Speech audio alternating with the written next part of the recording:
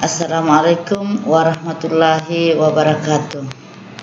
Alhamdulillah, pada hari ini kita kembali berjumpa meskipun secara virtual dalam mata kuliah fikih muamalah. Kali ini kita akan membahas tentang syirkah. Baiklah, kita melihat ada beberapa hal yang kita akan bahas dalam mata kuliah ini. Di antaranya pertama, pengertian syirkah, kemudian dalil-dalil yang terkait dengan syirkah, rukun dan syarat syirkah, serta jenis-jenis syirkah, di mana jenis syirkah ini ada beberapa hal, di antaranya syirkah inan, syirkah abdan, syirkah wujuh, dan syirkah mufawadah. Baiklah, kita memasuki bagian pertama, yaitu pengertian syirkah. Kata syirkah ini berasal dari bahasa Arab yang bermakna ihtilat. Ihtilat artinya percampuran. Ya, dari bahasa Arab yaitu syarakah. Syirkatun itu bentuk masdar dari kata syarakah yang berarti ihtilat atau percampuran atau persekutuan dua hal atau lebih,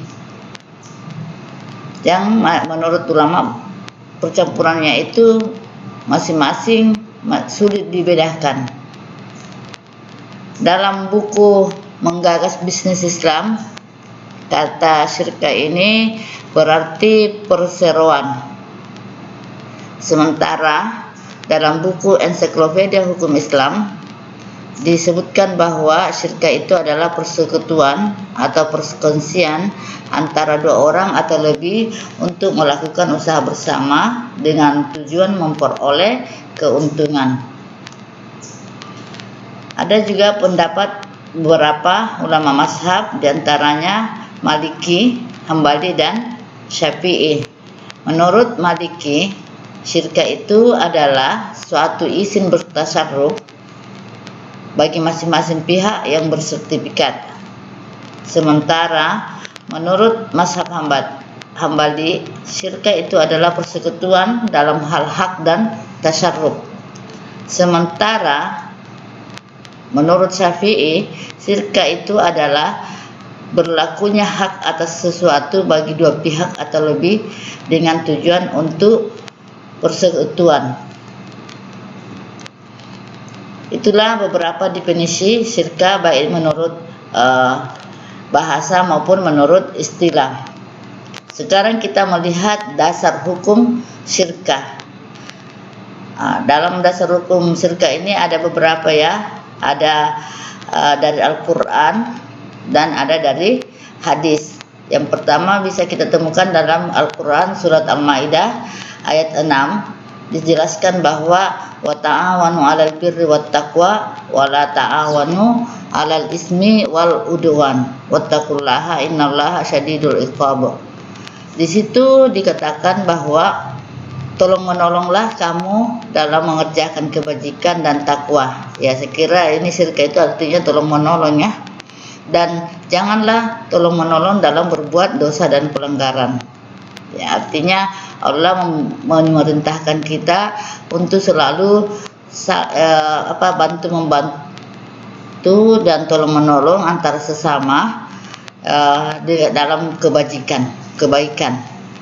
Selanjutnya dalam Quran surat Sad ayat 24 dijelaskan bahwa wa inna katsiran minal hulata'i la yabghi ba'duhum ala ba'din illal ladzina amanu wa amilus solihati, bahwa sesungguhnya kebanyakan dari orang-orang yang melakukan persekutuan di antara mereka ada yang berbuat salim, kecuali orang-orang yang beriman dan beramal saleh. Jadi kalau biasanya ada orang melakukan persekutuan atau melakukan perseroan bersama, terkadang ada di antara mereka itu berbuat salim. Ini sudah ada menunjukkan bahwa ada dalil yang menunjukkan adanya syirkah. Selanjutnya ditemukan dalam hadis Nabi dikatakan bahwa dari Abi Hurairah radhiyallahu anhu qala Rasulullah sallallahu alaihi wasallam, bahwa Rasulullah sallallahu alaihi wasallam bersabda, qala Allah taala, kalau Allah taala ini adalah firman Allah, berarti ini termasuk hadis qudsi. Anak salisus syarikaini malam yahun ahaduhuma, bahwa aku menemani dua orang yang bermitra usaha atau berserikat selama salah satu dari keduanya tidak mengkhianati yang lain. Fa izahana harajatu min bainihuma, jadi kalau salah satu di antara dua itu berkhianat, maka Allah keluar dari kemitrausahaan itu atau kerjasamanya itu. Ya, ini dalil yang menunjukkan bahwa memang kita diperintahkan syirka, tapi jangan saling ada yang berkhianat di antara yang melakukan syirka itu. Kemudian kita memasuki materi tentang rukunnya syirka. Di sini dijelaskan ada 3 yang masuk rukun syirka. Di antaranya pertama, 2 orang yang mengadakan perjanjian atau kerjasama. Jadi ya tidak mungkin ada kerjasamanya kalau cuma 1 orang saja. Kemudian ada sigat, ada ijab kabul antara kedua orang itu. Dan kemudian yang ketiga ada objek. Ya, objeknya di sini ada macam, apakah itu dalam hal harta atau dalam hal pekerjaan. Ya, dalam hal materi atau dalam hal jasa. Tapi ulama Hanafiyah hanya menyatakan rukun syirka itu cuma 1 saja, yaitu sigat tadi, ijab kabul. Sedangkan berakad dari segi objeknya dan 2 orang yang berakad itu termasuk ke dalam syarat daripada syirka. Selanjutnya syarat syirka ini kita jabarkan dari rukun syirka itu sendiri. Tadi ada 2 orang yang melakukan transaksi.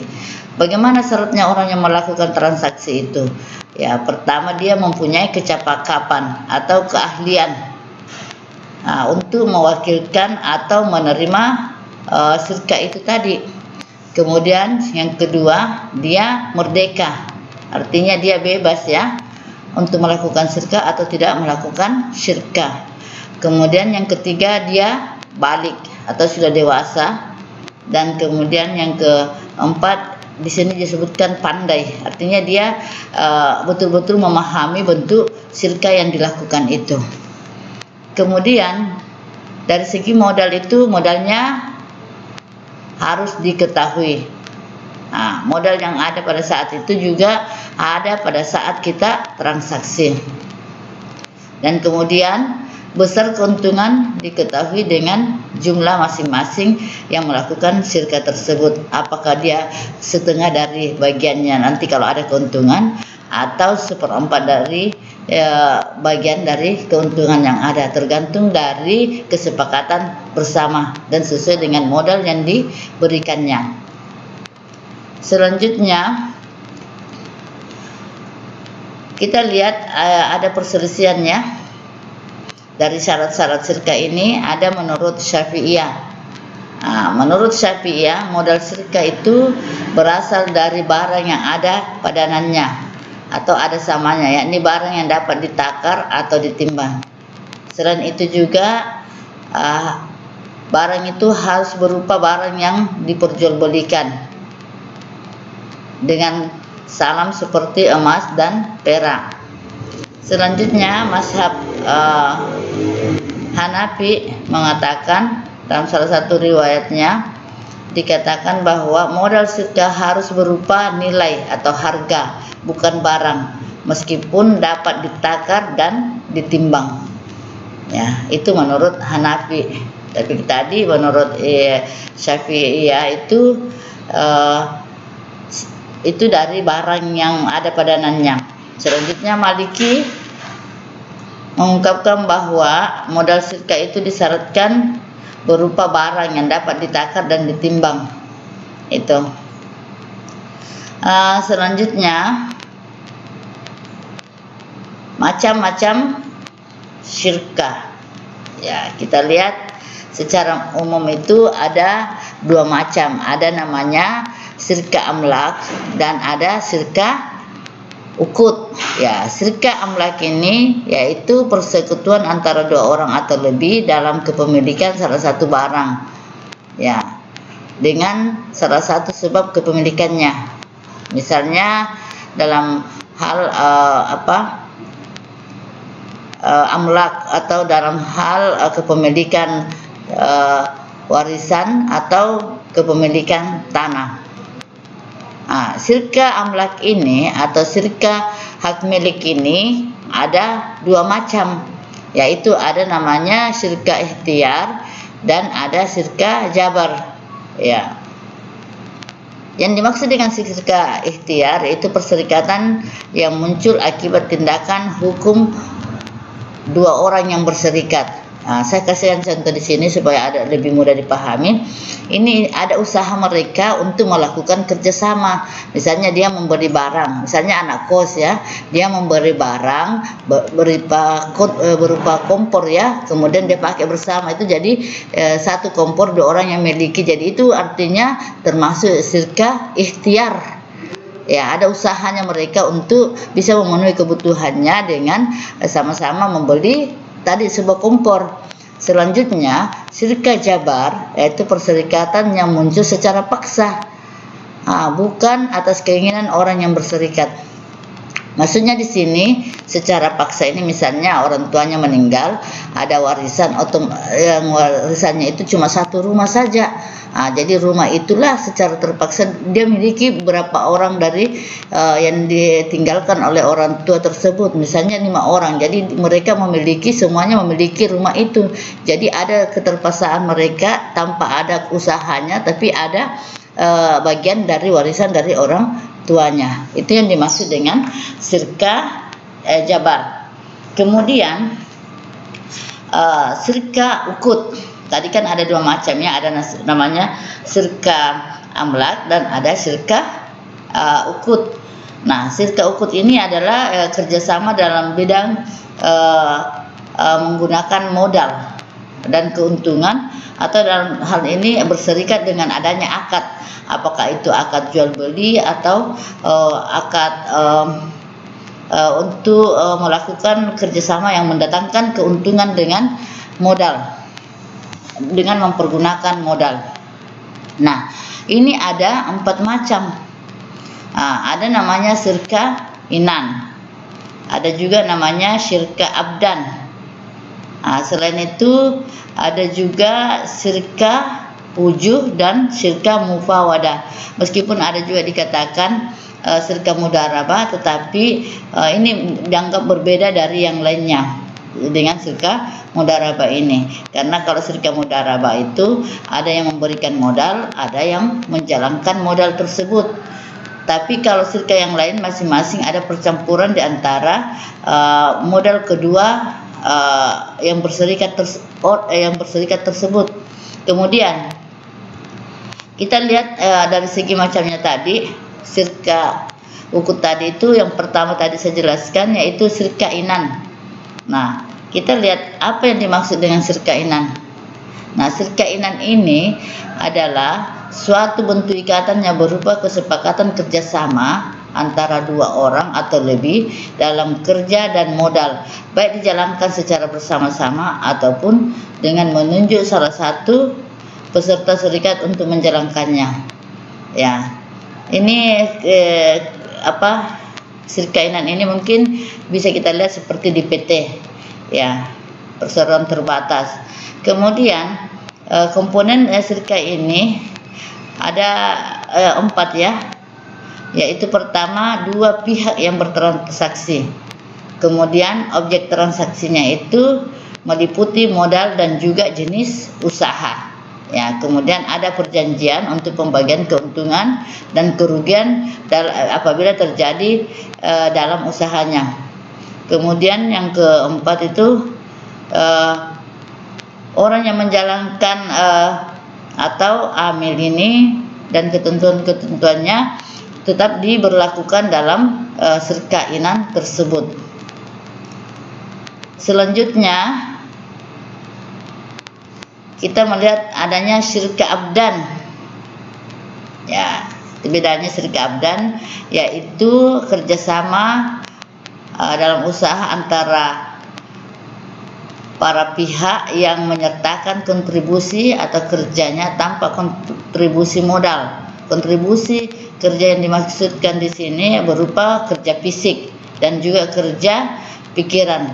Tidak ada syarat kesamaan profesi pada syirka ini, sehingga memungkinkan kerjasama syirka abdan antara pihak yang menyumbang kerja pikirannya dan satu pihak lagi kerja fisiknya. Nah, syirka abdan ini memiliki rukun, diantaranya keberadaan kedua belah pihak atau lebih yang berakad. Kemudian yang kedua, ada jenis usaha dan pembagian kerjanya.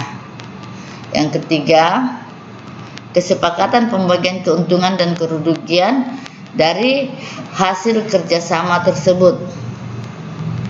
Kemudian